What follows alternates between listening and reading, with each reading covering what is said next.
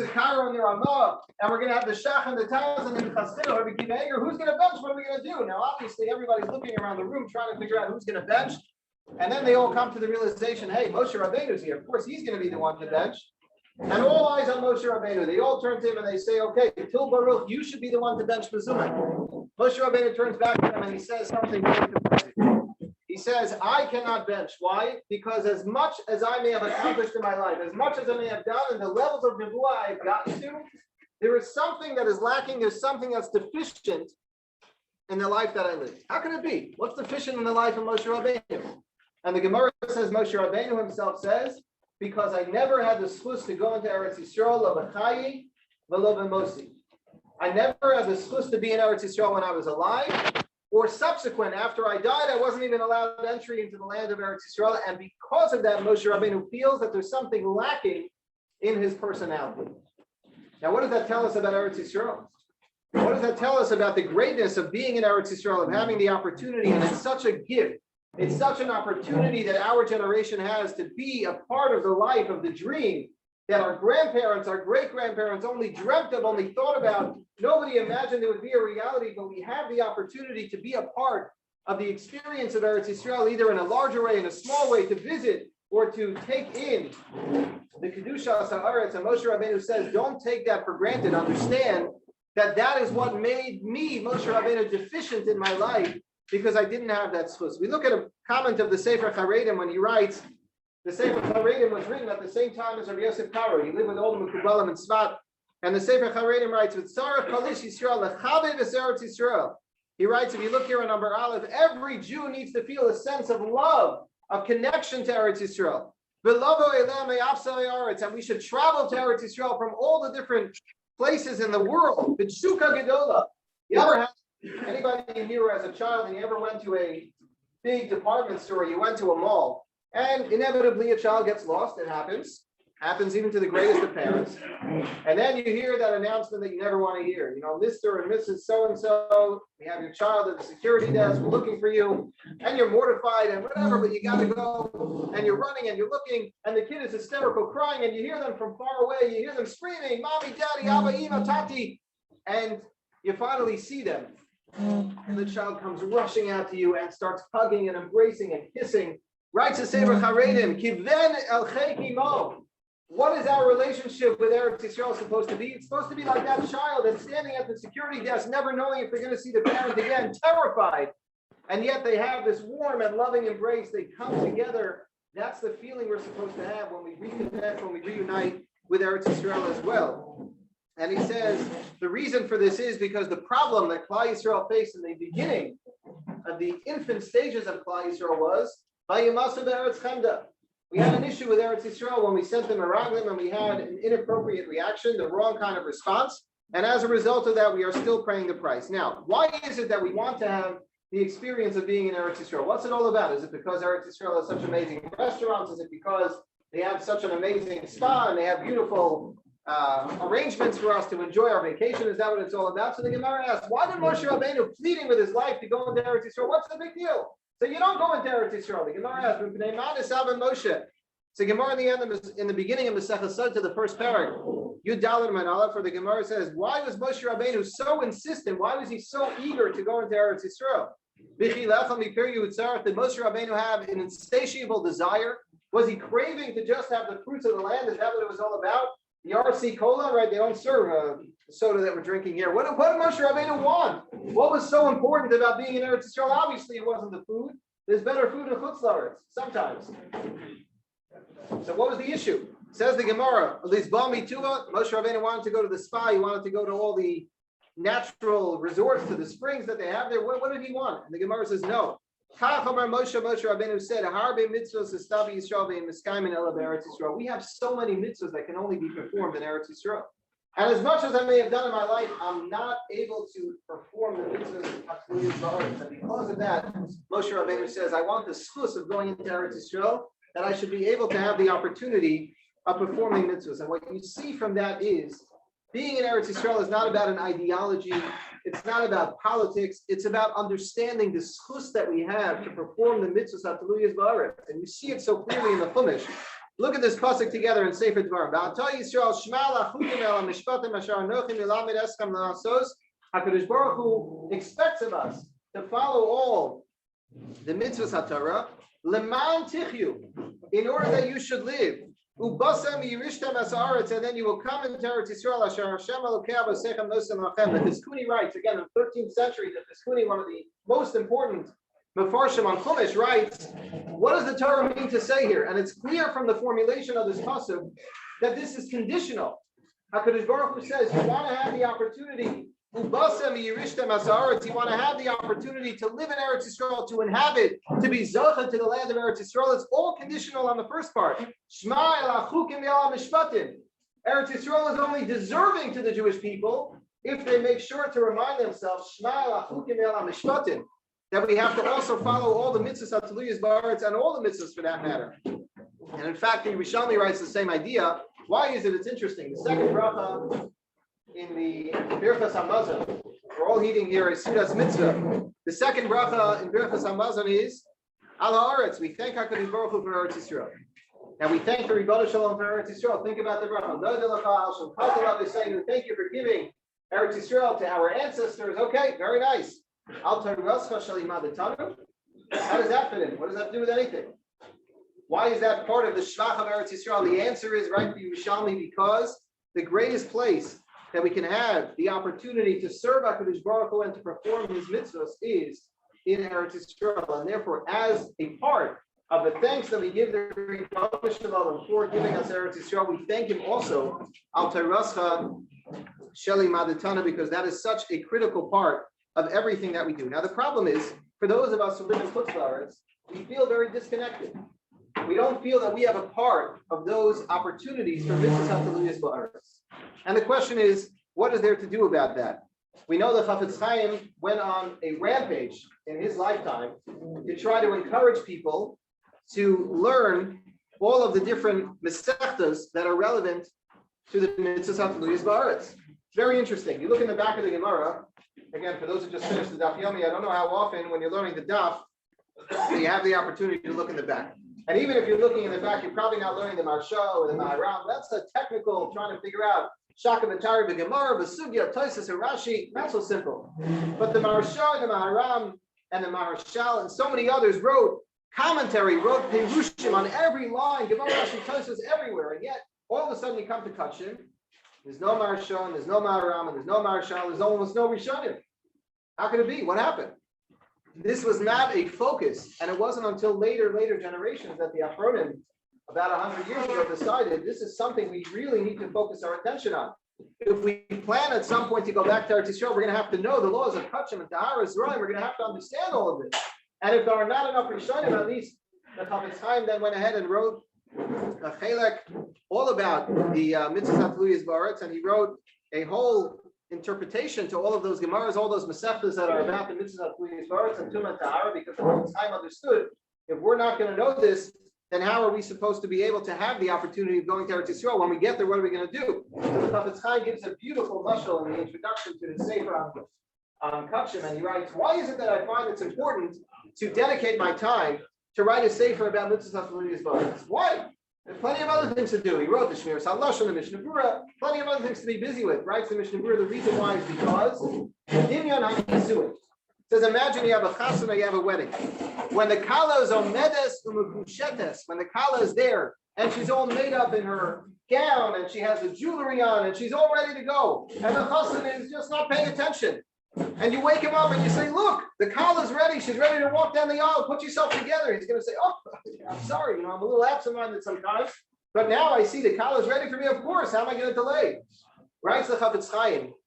If we show HaKadosh Baruch Hu that we are like that kala, that is dressed up, that is ready, that is prepared for this beautiful experience of this reunification of HaKadosh Baruch Hu with Klal Yisrael, then how will the Ribono Shalom say no? Chafetz Chaim says this will be Makar V'Gula. If we prepare ourselves by learning the mitzvos hataluyos ba'aretz, by understanding Zerayim, Kachim, and Taharas, that will be something that HaKadosh Baruch Hu cannot turn us down for. And this is really written about by all the major Sfarim. It's something we need to think about. And maybe if we don't think about it during the year so much, at least we have the opportunity during this time of the year to focus our attention just for a few weeks or a few days or maybe a few hours on how central and how vital Eretz Yisrael is to all of us. In the days of the Vilna Gaon, as we know, the end of the 1700s, the Vilna Gaon really went on a crusade to try to get people, his Talmidim, to move to Eretz Yisrael. Now, what's very famous about the Vilna Gaon is, first of all, why did he get this idea? Everybody was living fine. He was in Vilna. What was the need to go to Eretz Yisrael? Why did he feel it was so important? So the Vilna Gaon had some kind of gematria. It says in the Navi Yeshaya, "Berachamim gedolim makatzeh." The Navi Yeshaya writes that with tremendous mercy, HaKadosh Baruch Hu will bring you back to Eretz Yisrael. The Vilna Gaon said, "Oh, that's the gematria Eliyahu ben Shlomo Zalman. Go work it out at home." And the Vilna Gaon said, "Oh, obviously it's a remez that Eliyahu ben Shlomo Zalman, that was the name of the Vilna Gaon. It means that I'm supposed to be the one to get people going back to Eretz Yisrael, and that's going to bring the Guru."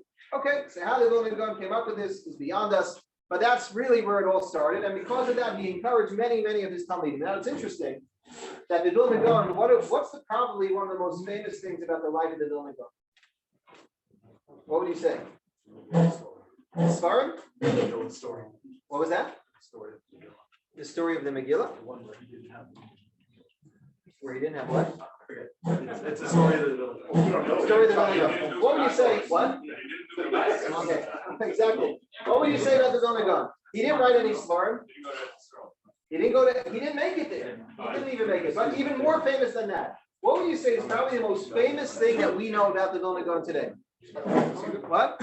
His fight with the Hasidim. Again, it was a machlokes l'shem shamayim, and there's a lot to talk about what happened then. We'll come back another time with some cluster yayin here again for another scene. We'll talk about the Vilna Gaon, the Hasidim. It's beautiful. But that was probably the most famous issue that the Vilna Gaon took upon himself is he was so against the movement of Hasidus at the time, and it was just getting started. The Baal Shem Tov and all of his scholars were just getting started. And that was really something that troubled the Vilna Gaon very much. If you look at the Nefesh HaChaim, who was the greatest Talmud of the Vilna Gaon, or Chaim Elazar, he also goes on a crusade against the Hasidim. And this was like their life mission, to topple the Hasidim. Now, it was not successful. As we know, Hasidim flourished and Hasidim lived on, and it's still flourishing today. Maybe the whole dynamics are different today. Obviously, Hasidus today is not what it was 150, 200 years ago. Everything's different. But be it as it may, I find it fascinating that although he had this nikuda of machlokes with the Hasidim, and he was obviously l'shem shamayim in his beliefs, but what's fascinating is the two people that got the movement to Eretz Yisrael going were the Vilna Gaon and the Baal Shem Tov. Fascinating. The Vilna Gaon and the Baal Shem Tov were the first ones to send people to Eretz Yisrael in the end of the 1700s. The first mission, I believe, went in I'm forgetting exactly the dates, but in the early 1800s, 1808, 1809 or something, they were sent as Talmidim of the Gaon. But they were preceded 20 years earlier or 25 years earlier by the Talmidei Baal Shem Tov. And they all came together. And this created a major problem because it's not like they came to Eretz Yisrael and there were so many options of where to live. So you have the Talmidei Agra, Rabbi Menachem Mendel Mishlo was one of the greatest Talmidim of the Gaon. There was a second personality by the name of Yisroel Mishlo. He's the author of the, anybody know? No? Close? Kasa Shulchan. So he wrote a few halakim, Kasa Shulchan, which is all on Mitzvos Eretz, because they don't encourage him to do that. So you have all these Talmidei Agra go to Eretz Yisrael. The problem is, where are they going to go? They need a minion. Right? The Ramban already writes in his time, in the Rishonim. The Ramban writes when he went to Eretz Yisrael, he couldn't get a minion in Yerushalayim. The Ramban says he came to Yerushalayim, he couldn't get a minion. He had to lay Monday morning, Thursday morning, couldn't get a minion together. And then he says they scrapped together a couple of people, and whatever they got is Shlach HaMaisas. There was nobody there. They didn't know anything. They didn't know how to read Hebrew. This is what it was. What does the Vilna Gaon send his Talmidim to? He says, go to Eretz Yisrael, you'll find a little community there. What community did they find? There's a small community of Hasidim in Tiberia. It's the only place they were. We can't go to what are we going to do? We're going to daven Nusach Star, Nusach Hari. What are we going to do? Before the Arisa. What are we going to do? Nusach Hari is around. What are we going to do? We can't be a part of this community. So they have this issue. And they first move in there, and then they realize it's not going to work. They move somewhere else. That's when they moved to Tzfat. And then they had all the calamities in Tzfat. It wasn't so simple, but it's an interesting history that happens to be the Talmidei Baal Shem Tov and the Talmidei Agra are really what established the Yishuv in Eretz Yisrael. It's all because of them. And there were not so many people there. I think the third wave of Talmidei Hadra went, at that time they say that there were 600 people, 600 Jews who were living there at the time. 600 people, that was the whole yishuv. Can you imagine? And this was like celebrated. This was the big news that everybody wanted to be a part of this. But 600 people, that was the whole thing. And now you look today, how many thousands and millions of Jews are living in Eretz Yisrael. It's such a miracle, it's such an unbelievable thing. But for those of us living in Chutz, we don't have the opportunity to be Mekayim the Mitzvos HaTluyos B'Aretz. Let's just think for a few moments, just to familiarize ourselves, so we should know the words at least. I know that we're a chevra of a kollel chevra you introduced. Is that what the shul is called, the kollel? Sure. So it's a kollel chevra here. They learn, right? It sounds like everybody was making the siyum on the Daf Yomi. So you're all familiar with this. I'm not telling you anything new. But it's important as we go through the Gemara, as we go through the Psukim and Chumash, as our Mother said every week, just to understand what are the Mitzvos HaTluyos B'Aretz? What are we talking about? What are the words? What are the issues that we have to be aware of? So many of us might be aware. I don't know if you shop in Costco, in the 5 towns by us, everybody goes to Costco. Is there one conveniently located there now? Halavai, you should be Zocha. Pomegranate, we should be Zocha too, but you should all be Zocha at Costco. So they have, gourmet glad, I hear that they're going to shoot me. You should just know, don't worry, I'm a proud card-carrying member of gourmet glad also. Okay. Anyway, so the Mitzvos HaTluyos B'Aretz that we're familiar with, just once in a while you get an email, Kashrus sends out an email, there's a Trumas and Mitzvos problem, there's some oranges, Jaffa oranges they're selling in Costco and Walmart, got to be careful, a little bit, but we don't really know what's going on, we don't really understand what it's all about. Do you know how many Mitzvos HaTluyos B'Aretz there are? Leket, Shikha, Peya, Heret, Ololos, what are these things?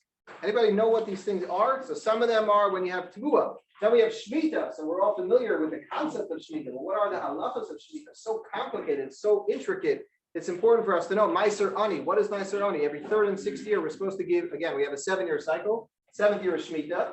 Machlokes in the Gemara, Machlokes in Rishonim. And how exactly do you count that? Do you do 7, 7, 7, 7, 7, and then you have the 49th year is Yovel? 49th year counts as its own year? Or is that a double year? So do you count 49 and 50 and then you start 7 again? That's a major problem today because now we don't really know when Shemitah is because that issue is not resolved. Right? Everybody understand what I'm saying? If you count 7, 7, 7, 49, and then you count the blank year as 50 and you start all over again, then Shemitah is going to be 1 year. If you just keep counting 7, 7, 7, 7 and keep going and the 49th is Yovel, then Shemitah is going to be a different year. And over time, that's really going to cause a problem. So this is part of the issue of Shemitah B'Zman Hazeh. We don't really know what it is. Second problem with Shemitah B'Zman Hazeh is that we don't have Rov Yoshveha Aleha. We don't have most of Klal Yisrael living in Eretz Yisrael yet. We're getting close. We're getting pretty close.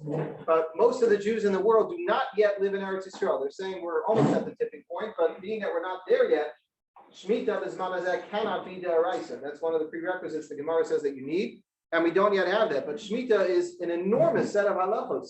And we have Meiser Ani, as we said, the 3rd and the 6th year out of the 7-year cycles.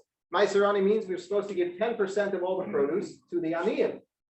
We don't have the opportunity to do that. We live in Chutz. 1, 2, 4, and 5, right? So we said 3 and 6 is Meiser Ani. 1, 2, 4, and 5 is Meiser Sheni. But we don't have the opportunity to give Meiser Sheni today. We don't have Beis Hamikdash. We don't have Yerushalayim B'Binyana. We don't have all of these great gifts. Bikurim. We can't bring Bikurim. We don't have a Beis Hamikdash. Neter Ravai. Hafrashas Chala, by the way. We're all familiar with Hafrashas Chala, but the truth is, the mitzvah of Hafrashas Chala is B'Va'achem El Haaretz. It's an Eretz Yisrael. Chala B'Zman Hazeh and Chutz La'aretz is only the Rabbanon, which is why the Gemara says that because Chala is only the Rabbanon, Chutz La'aretz, we have many kulas when it comes to Hafrashas Chala. Things go wrong all the time. You have all kinds of problems. Once I'm on it, I'm just going to take a caveat for a second, just to make sure people aren't sleeping. But I remember, Mamish, like the worst disaster story of Chala you'll ever imagine. So we have, we got a call 1 year, Erev Pesach, from somebody who lived in the neighborhood. And he said his wife has this awful minute. What's the minute? It's not her fault. It's what her mother does, her grandmother does. It's a terrible minute.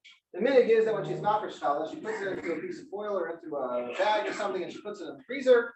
And Erev Pesach, they take all the challahs from the whole year, all the hafrashas, and they burn it together with the hummus. Sounds nice, right? Sounds nice. Horrible idea. Why? I'll tell you why. Here we are, Erev Pesach. I already did my Sreichas Chametz. We did a B'dika. We're ready to go. And here I am, Erev Pesach. I get a call from this guy. He goes away with his wife to Baltimore for Yom Kippur to his in-laws. And now he's too far away from New York to do anything. He sold his house to a Nafri. And he burnt the little 10 pieces of chametz that he burnt, whatever he brought along with him to Baltimore, everything's good. Then he realizes, oh, we forgot all the pieces of challah. So he asked me, can you go into my house? Because we have this challah. Now, why do I have to go in? You sold the house to the guy. What's the answer? He can't sell it. Why can't he sell it? It doesn't belong to him. You're a mafresh challah. The challah doesn't belong to you. It belongs to the kohen now. Problem is the kohen is not the tahara of his manazeh, so he can't eat it. So we have the minhag to burn the challah today. But the problem is because you have challah in your rishus, you're going into Pesach, and you are mamish violating by Yisroel by Yimatzi D'Oraisa by having this challah in your freezer. Isn't that an amazing story? I see nobody cares for the story, but it's pretty cool. What? You can't sell it. You don't sell the house. Rabbi Kiva discusses, do you re-pull up your mezuzahs when you come back after Pesach? It's a good shayla. But we don't, right? Why not? Because we don't sell the house. We sell the chametz in the house. Do you kasher all your kalim when you come back? Because if you sell the house, then you're selling all the kalim, and that means you're buying from a guy. What? Selling the house? No, here's a given doesn't mean selling the house, not at all. No, I'm just giving you a hard time. But no, it's not at all. Anyway, don't try this at home. Not a good idea. When you have the challah and you're supposed to burn it, you should burn it. In fact, the Chazon Ish writes in one of his storm that maybe there's a prohibition to leave it longer. When you have a din of sreifas noser, right, you're supposed to burn something right away. So the Chazon Ish says he's not sure. Maybe when it comes to sreifas challah, you're also supposed to burn it right away, and you don't leave it longer. You don't leave it around. Anyway, bad things can happen when you leave things around. Stamazah in life. When you procrastinate in things, it's never a good thing. So over here also same thing. You're supposed to do a mitzvah of precious challah, and you're supposed to do the shreifa. So that's what you do. Anyway, here we are. What? I had to go to another community to get the spare key to his house. Erev Pesach is what I was busy with. To go get the spare key to his house that somebody else had. I had to go into his house, Erev Pesach after this man. And I have to go and take out all of his afrashas and burn them. Yeah. So, what we do for friends, you know, it's okay. Yeah, you got a lot of water. It's not so partial to get to the ocean, you know. Really? Anyway, so there's a fascinating discussion that we need to think about. Again, we live in Chutz. Wow, Marino Isa. This scene just gets better and better as we go. I see why everybody's here tonight. They calm you into the shear. What's coming next? So 1 second. How long should I go? The longer I go, you keep bringing out more courses. Right? I'll see. Okay. So here's the question. You know, we live in Chutz La'aretz. Maybe we do our best to learn the mitzvahs of Yisroel. Maybe we learn the Daf Yomi and we don't skip over those Masechtas. Maybe we try to learn some of the svarim that can teach us about Shemitah. Okay, the Shalom Parim Savasem is the best we can do. Is there more we can do? So I'm sure everybody's aware. You look in any of the local Jewish newspapers and you're well aware of the fact that they have an ad every year around Shemitah time about having the opportunity of a lifetime. What's the opportunity of a lifetime? We're going to, you know, only for, I don't know, a limited price. What is it these days? I didn't see yet. 1,200. Where are we holding? 1,200? Oh, the rates went up. Inflation. I don't know. Back in the days, it was for $100, we're going to give you a piece of land. Can't buy anything for $100 anymore. So we're going to give you a piece of land in Eretz Yisrael, and then it's going to be considered as if you have been Mekayim the mitzvah of the Shav Sahar and Shabbos Hashem, because now you are a farmer, even though you're living in Flatbush, you're living in Marine Park, but you are a farmer, and as a result of that, you bought a chelek in this farm, and you're not working it, so it's as if you have been Mekayim the mitzvah of Shemitah. Does that really work or not? Does that really work or not? What are you saying? It's better? Okay, so I'm not here to make anybody feel bad. If you're already bought into the idea, what? You bought what? They bought their own farm. Well, your own farm. So you're doing. That doesn't work because the materials have to. Doesn't work with using them on this Yisroel. Why? But you're not allowed to sell land in Yisroel without permission from the government. So the stamas are there are other problems. Technical issues. Okay, I don't know. We got to figure it out. But let's talk on a halachic level. You bought a plot? Good organization. You should give them money. I'm not taking away from you. Yeah. So I'm not singling anybody out. I just want to talk about the dynamics of this and whether or not it's actually halachically Am I accomplishing anything by doing such a thing? So it's an interesting question. And it really comes down to a very important Gemara Maseches Nazir. I don't know where I am anymore on this sheet, but the Gemara Maseches Nazir writes a fascinating statement where the Gemara says nothing to do with Eretz Yisrael at all, nothing to do with this topic. But the Gemara says, Kol milsa de'iu lo matzi yavid, anything that I am unable to do, shliach lo matzi mashli. I cannot make a shliach to do in my place either. So for example, the Gemara gives an example. What would happen if you have a Kiddushin Aidei Shliach? Now, the whole idea of Kiddushin Aidei Shliach is so strange. Imagine a chassan doesn't show up to his own chassan. And he says, okay, I love this woman very much. I really want to marry her, but I'm doing something else. I'm in Hawaii for the week. So let somebody else go and be the Kaddish. It's a strange thing to do. But the Gemara seems to say that this used to happen all the time. That they used to have Kiddushin Aidei Shliach. Why they did it that way, I don't know. But that's what they used to do every once in a while. And the Gemara says what happens as follows. A guy knows that he's going on a trip, so he decides to be Memana Shliach. What is the shlichus? He says, I want you to be Mekadesh this woman on my back. Okay, that works. The Gemara says it works. We have a concept of shlichus. Where do we learn shlichus from? What's the original? What? The Gemara says in Kiddushin we learn shlichus from Kein Tarimu Gamatem, right? I think it's from Shuma.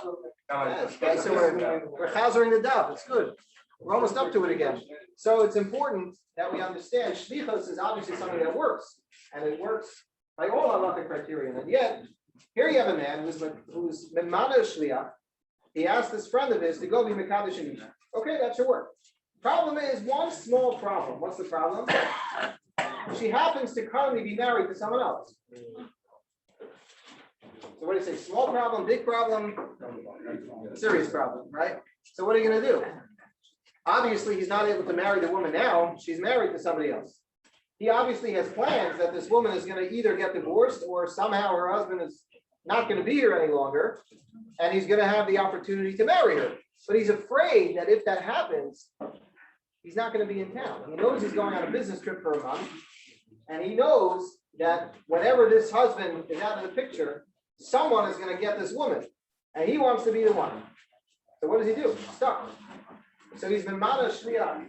He asks his friend, if this woman becomes available, I hereby appoint you to be Mekadesh her on my behalf. Does that work or not? No. All those who say yes, raise their hands. No. Why not? Why shouldn't it work? It's not Ba'olam. So the Gemara says the reason why it doesn't work is because right now, would I be able to do that?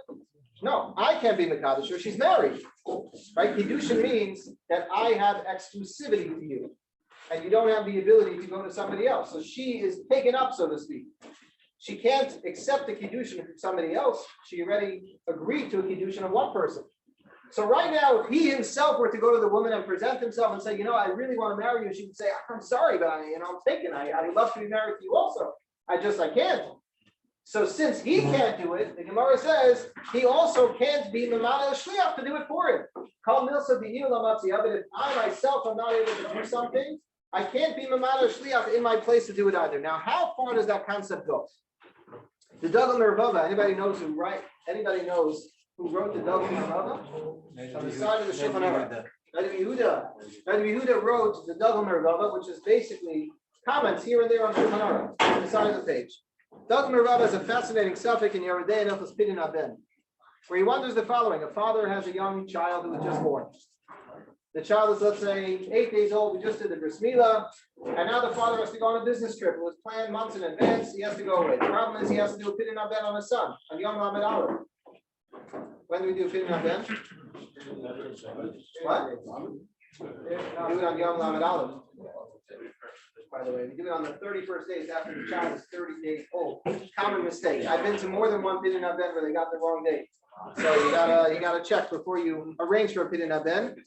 You have to make sure, get your money back. But anyway, so what happens? This father knows that he's going to be away on the Yom Lamed Aleph. He knows he's going to be away on the Yom Lamed Aleph, but he would love to do the mitzvah pidin aben. So what does he do? He has a chiyuv to be put in his stuff. So he goes to his next door neighbor and he says, listen, unfortunately, I'm going to be away on the Yom Lamed Aleph. I won't be able to do the pidin aben on my own. But I would love if you would step into my place. I'm going to give you the money now, and I want you to be my shliach. Does that work?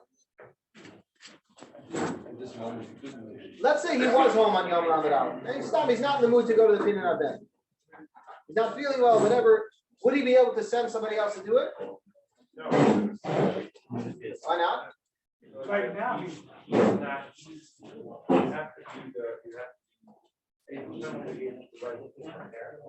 Oh, so 1 second. Let's say he was home on Yom Ramadan. And he wakes up, he's not feeling well, he can't make it. So he asks the next door neighbor, can you go instead of me? Would that work? Who's the mitzvah? Kid needs to be played there, or did our father have? Good question. Yeah, we're going to talk about it. Certainly now, when the child is only 30 days old, he can't do it himself. So the kid is certainly on the father now. Because the kid can't do it, so according to the father. Correct. The father never did it, the kid comes to our dad. Does he have to do Of course he has to. Yeah. It's a shot that we have with Bali Tshuva actually, every so often. That it never dawns on them that they have to do a Pidyon HaBen. But later on in life, they do. If they have the criteria for a Pidyon HaBen, they have to be aware. Now, once we're talking about Bali Tshuva, all the Torah is connected. It all makes sense. So when you talk about Bali Tshuva, there are other considerations that are spoken about. Rabbi Ovadia has a number of Tshuvas about this in the Yabiyah Amri at Chavedas, where he talks about the issue of a Pidyon HaBen can only be done when it's Heter Rechem Imo. The problem is sometimes when somebody went through a process of becoming a Baal Tshuva, their past was a little bit complicated and things may have happened. And maybe there was a child or a pregnancy along the way that was terminated that we need to know about. And the question is then, how do we deal with that? So sometimes you have the most committed and sensitive and amazing Bali Tshuva who come into the community and they're so excited to have a baby, they want to make a Pidyon HaBen. Somebody needs to ask the unfortunate and uncomfortable question, like, is this the first child that has come through this, mother? That's a very interesting shayla that Ravadi discusses, and how far do we need to go? Does somebody actually need to ask that question? Or what if the woman herself knows and never shared it with her husband? She had a relationship in college, she was pregnant, and she didn't want to tell her husband. By the time she met her husband, she was a Baal Tshuva, she's totally committed, totally firm. She doesn't want to talk about it. Does she have to now disclose that information, kill the whole Shalom Bayis? He's going to hear about it and say, the Mekach Toz, I never wanted to marry a woman who was involved in such things. I don't want to be involved in such a thing myself. How far do we go with that? Anyway, interesting story. But the Dagmar Rava, coming back to where we're up to, Dagmar Rava writes, if on the Yom Lamed Aleph the father is here, and he has the ability to do the Pidyon HaBen, he's just not feeling well, of course he can make a shliach like anything else. Why is that different than making a shliach to be Mekadesh and Isha? It's the same thing.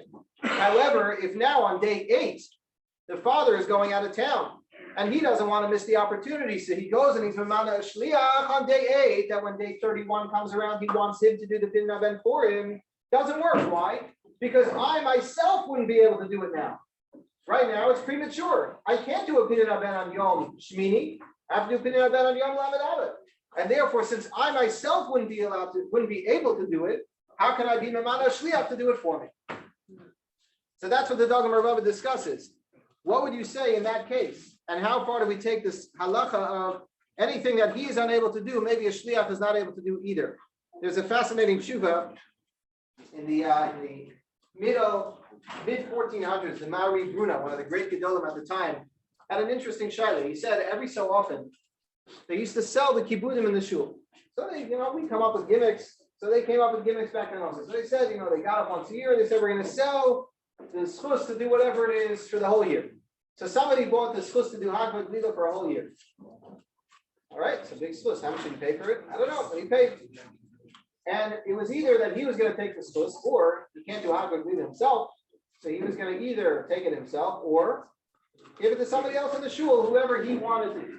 Did you buy that? He buys it every year. What? He buys it every year. Only once a year? He buys it every year. Really? For the whole year? So this is already the Maori Bruna. So this shayla is going to get it to you. So the Maori Bruna has an interesting suffix. So he says, what happens? The guy is coming to shul every Monday, Thursday, Shabbos, Mincha, everything. He's there. He's doing his hagvad lila, either himself or he's giving it out to someone else. Then, unfortunately, this is not going to get to you. Unfortunately, something happens. He started giving it up. He started giving it up.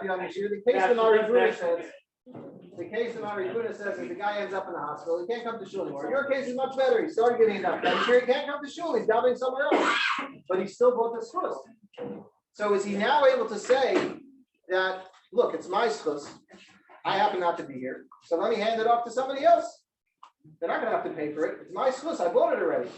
Then maybe I should be able to give it to someone else. So the Maribuna as a suffix, maybe we should say this principle goes that far as well, this Kal Gemara. Since he's not able to do it physically, because technically he's not here, is that also part of this Gemara? Is that what the Gemara means, or does the Gemara mean no? If on a halakhic level he's unable to do it, so then he can't give it over to someone else. For example, you ask a shliach to be mekadosh an isha who's married, so that doesn't work because I can't do it halakhically, so therefore the shliach can't be lamuda either. But over here, it's just on technical grounds. He happens to be in the hospital, or he happens to give him the daf yomi share somewhere else. So technically, he's not here. He's not able to give the schus to himself or to somebody else. But maybe that shouldn't stop him. So that's a big stuff in the Achronim, which is very relevant to this. Why do I mention it? Because in the 1700s, the Yonasan Eibishitz was the undisputed Gadol Hador at the time, and he wrote also a very important pirush on Shulchan Aruch, and the place he discusses this issue. Yonasan Eibishitz was the Rav in Altoona, Hamburg, Prague, right? He was the chief rabbi of all these major cities all together.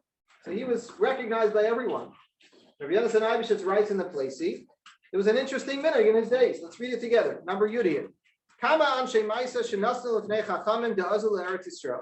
In his day, they had a couple of Jews who used to travel to Eretz Yisroel. And he says there were great, pious individuals, Hasidim Anshe Maisa, who lived in Prague and Hamburg. And they had this minhag that they used to send money along with the people traveling to Eretz Yisroel not for aniyim, to participate in the mitzvah of Zra l'chayayim ve'akeva to a Kohen on their behalf. What in the world does that mean? What does that mean? It's not a carbon issue. When you slaughter an animal, you're supposed to give parts of the animal to a Kohen.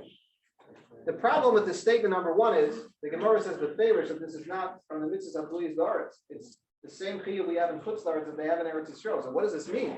Yonasan Eibishitz writes people used to send money to Eretz Yisroel to have the schus to do it in Eretz Yisroel. What does that do with Eretz Yisroel? You can do it here.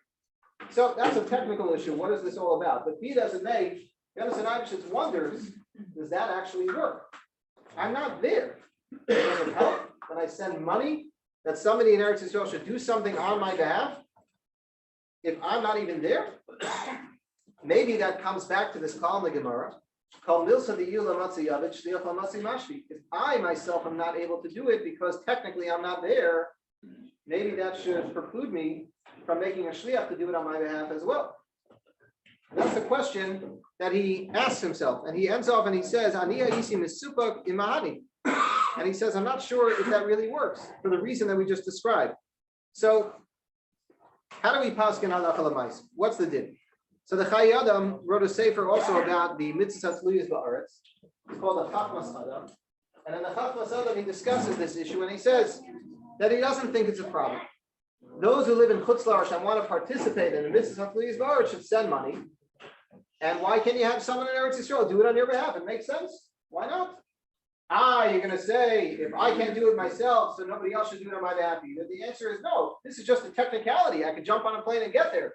There's nothing really holding me back.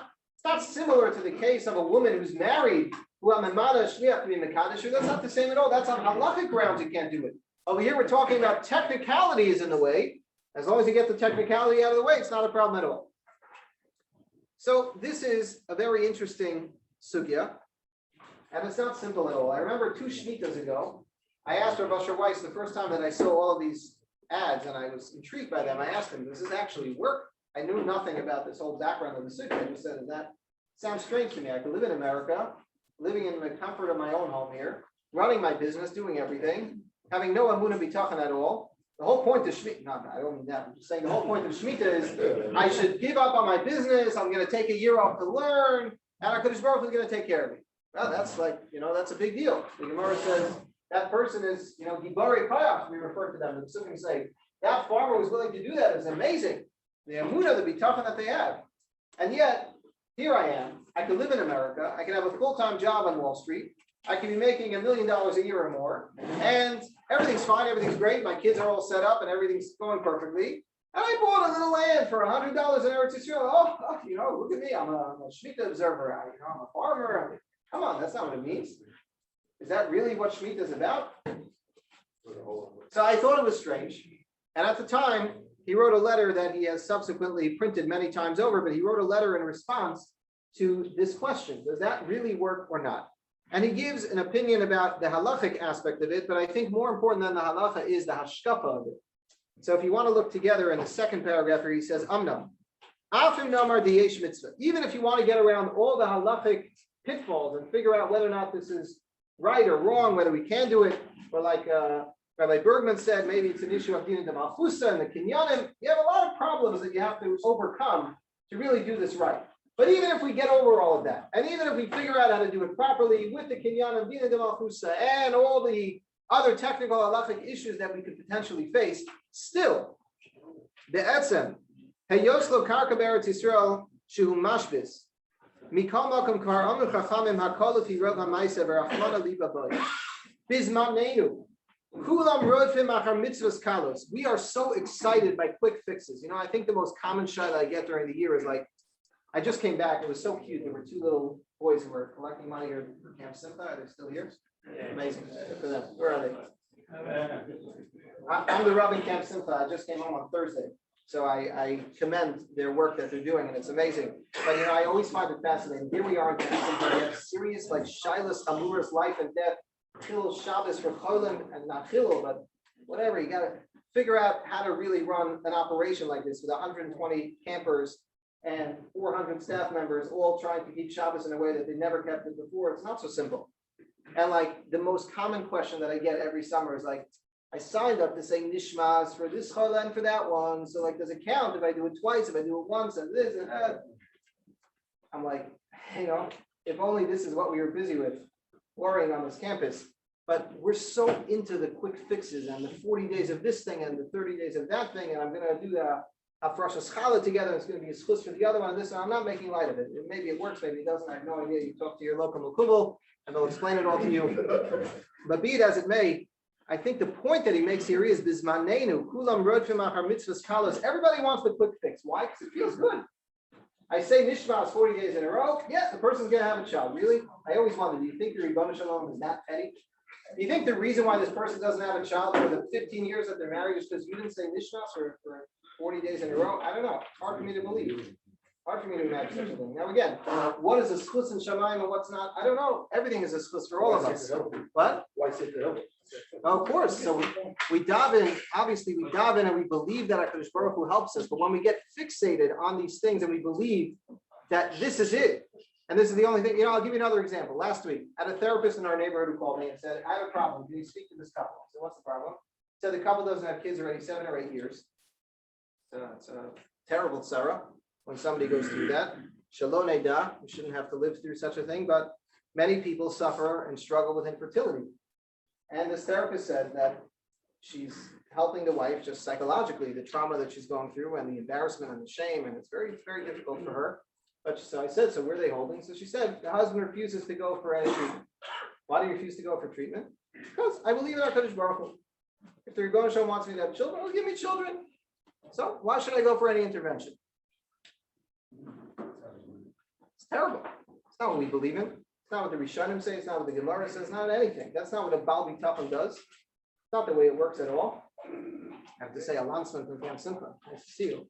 So anyway, so here we get fixated. I'm not saying tefillah doesn't work. I'm not saying tehillim and nishma. Of course, these things help. Everything's a schus. Everything should be a schus for us. I remember when I was first married. What time do we? When I was first married, you know, my wife's uncles and aunts live in Borough Park. They're real Hasidim. Those are Hasidim.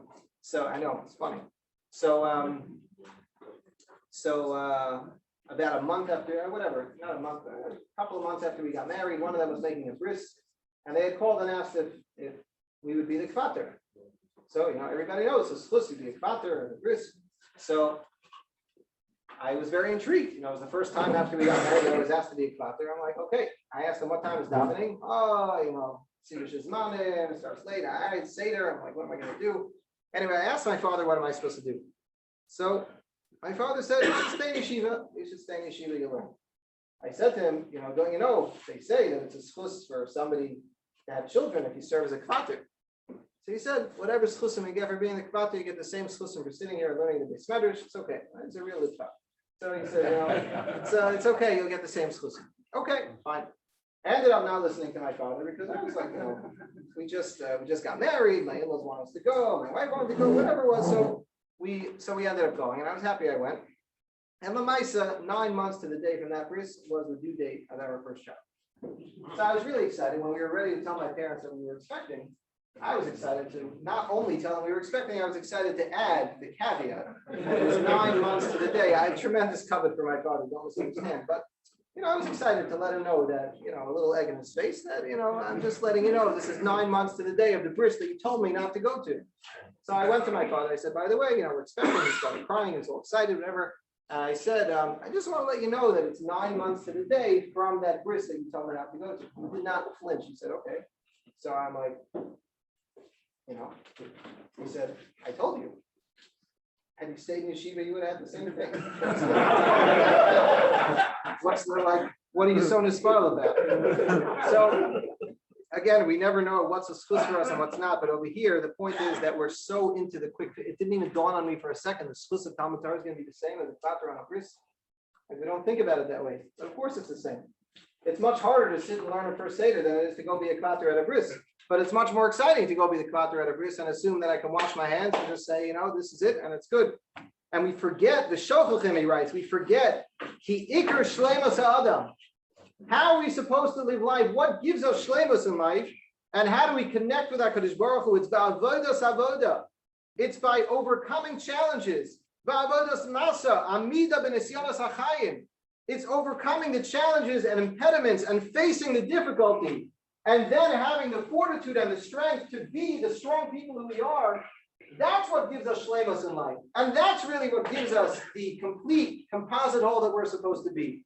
So whether or not technically you're going to buy a land in Eretz Yisrael and you're going to actually participate in the mitzvah or not, is the one thing, it's a whole discussion. However, think about what is it that HaKadosh Baruch Hu wants from Shemitah. What is the bigger picture here?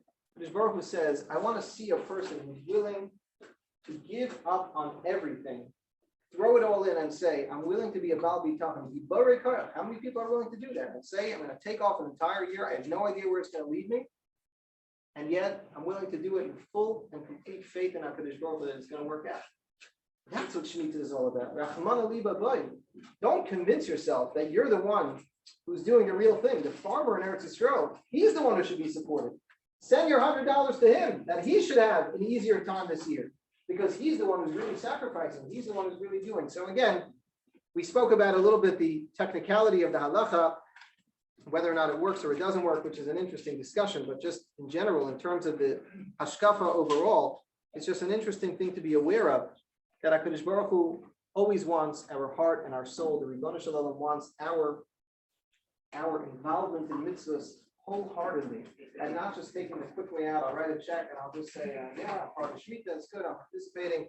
There's something so much bigger to the Torah mitzvahs that we observe. There's something so much bigger to the whole context of what the relationship with HaKadosh Baruch Hu represents and what it's all about. And this is an opportunity for us when it comes to Shemitah to reimagine what life living in Eretz Yisrael would be all about. We see ads every day, and don't get distracted by them. The ad should be there to remind all of us, look what a gift it would be if we lived in Eretz Yisrael next year. Halavai, Sheyivana b'mehera v'yameinu. We should have the opportunity to live in Eretz Yisrael, to experience what it would mean. B'shavsa ha'aretz, an entire land, an entire community, a whole country coming together, taking a year off for Limud Torah, to come together to just trust in HaKadosh Baruch Hu together and have the experience that would be so elevating and uplifting for all of us. It's an opportunity for us to remind us of that. Once again, I thank you, Rav Moshe Dov, for the opportunity here. Mazel tov to all the Messiahim. Shebizarcha lahagdol Torah lahadira, lahaskel masechtos yisvarim acherim ulasaimam, lilmod ulalamed, lishmar v'lasos ulakayim, es kol divrei Torah zos. Mazel tov, everybody.